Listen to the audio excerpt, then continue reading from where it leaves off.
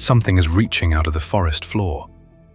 5 black fingers, half buried beneath wet leaves, frozen in place, as if something below made one last attempt to escape. For a split second, your brain doesn't see a fungus. It sees a body. The skin looks burned. The surface is cracked, wrinkled, almost mummified. But that's not the strangest part. Scientists cut one open, expecting it to be black all the way through. It wasn't. Inside, it was solid white, dense, fibrous, almost like bone. People call it dead man's fingers. But that name only describes what you can see, because by the time these fingers break through the forest floor, the real story has already been happening underground, for years. And somehow, these fingers aren't there to feed. They're there to tell you the fungus has already finished. Dead man's fingers has one of the most fitting scientific names in biology: Xylaria polymorpha. It roughly translates to the many-shaped organism that lives on wood. Once you know the name, it's hard to forget, because these black fingers are only one shape the fungus takes. In spring, they emerge pale, almost ghostly, covered in a fine bluish-white coating that makes them look cold, almost frozen. If you walked past them then, you'd probably never guess what they were about to become. But month after month, their skin slowly darkens, grey, brown, then charcoal black. The smooth surface wrinkles. Tiny bumps begin appearing until what started as a pale club looks uncannily like a hand that's been buried for decades. Most people assume the fungus is dying. The opposite is true. It's reaching maturity. Those fingers aren't the organism, they're reproductive structures called stromata. Think of them as signal towers. Everything above the ground is only a tiny fraction of what's actually alive. The real fungus has been somewhere else this entire time, hidden inside the wood beneath your feet. And that's where things become disturbing. Most organisms destroy wood by breaking it apart. Termites chew it. Beetles tunnel through it. Dead man's fingers chooses a completely different strategy. It changes the chemistry instead. Imagine dissolving every bolt inside a skyscraper. The walls wouldn't collapse immediately. They'd simply stop supporting themselves. That's remarkably close to what this fungus does. Hidden underground, its mycelium spreads through buried hardwood. Scientists call it mycelium, but don't picture roots. Picture millions of microscopic chemical factories. Every growing thread releases digestive enzymes into the surrounding wood. Those enzymes aren't trying to dissolve everything. They're surprisingly selective. Wood is one of the strongest biological materials on Earth because countless cellulose fibers are locked together by complex structural compounds. Dead man's fingers attacks those connections, not the walls, the mortar. Every new strand of mycelium becomes another microscopic chemical factory.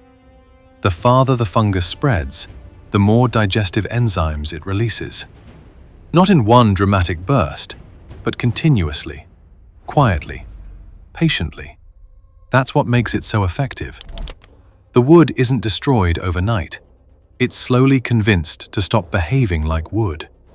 Scientists call the result soft rot. The name sounds almost harmless.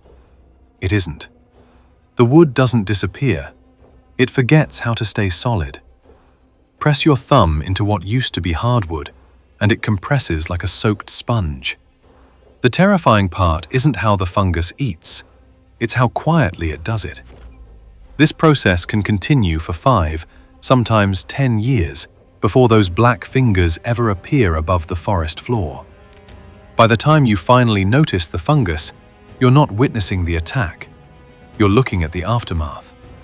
But the fungus still has one final job left, and somehow, it's even stranger than everything that came before.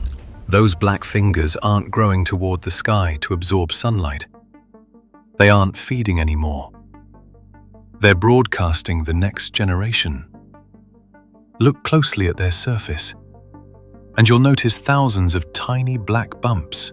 Each one hides a microscopic chamber called a perithecium. Inside every chamber, specialized sacs slowly begin producing spores. Then something remarkable happens. Water enters the sacs. Pressure builds, hour after hour, day after day. Imagine millions of microscopic launchers all quietly charging beneath the surface. Eventually, one spore fires, then another, then another. Each one blasts through an opening so small it's almost invisible. Not once, for months. Millions of spores leave those black fingers without making a sound. Every one is searching for another fallen branch, another buried root, another piece of hardwood where the entire cycle can begin again. To us, they look like dead hands. To the fungus, they're launch towers. But there's one detail that makes this organism even stranger. Dead man's fingers doesn't always wait for a tree to die. Dead man's fingers is primarily a recycler. It specializes in dead hardwood. But forests are messy. Not every tree is fully alive or fully dead. A drought, a lightning strike, construction damage, a broken root, years of stress. Those small weaknesses create an opportunity. Scientists describe dead man's fingers as an opportunistic pathogen, not because it aggressively hunts healthy trees, but because it takes advantage of wood that's already beginning to fail. From above, everything can still look normal. Leaves are green, branches are full, birds are nesting. Underground, the chemistry is changing. The same enzymes that recycle dead wood begin weakening damaged structural roots. Then one winter storm arrives. The tree falls. People blame the wind, but the real collapse started years earlier. That's one of the strangest lessons hidden inside forests. The moment we notice something is rarely the moment it actually began. Nature usually works in silence first and reveals the ending last. At first, dead man's fingers looks like something nature got wrong. A fungus that looks like a corpse, eats wood from the inside, hides underground for years, launches microscopic projectiles into the air. But none of this is an accident. Without fungi like this, forests would eventually bury themselves beneath fallen trees. The nutrients locked inside every trunk would stay trapped. New life would slow. The forest would stop recycling itself. What looks like destruction is actually construction. Every log this fungus breaks down becomes soil. Every nutrient it releases feeds something new. The monster isn't destroying the forest. It's making sure the next forest can exist. Nature didn't evolve dead man's fingers to scare us. It evolved a chemical recycling machine. The horror only appears when we happen to recognize its shape. The next time you see what looks like a hand reaching out of the forest floor, look again. You're not looking at a warning. You're looking at evidence.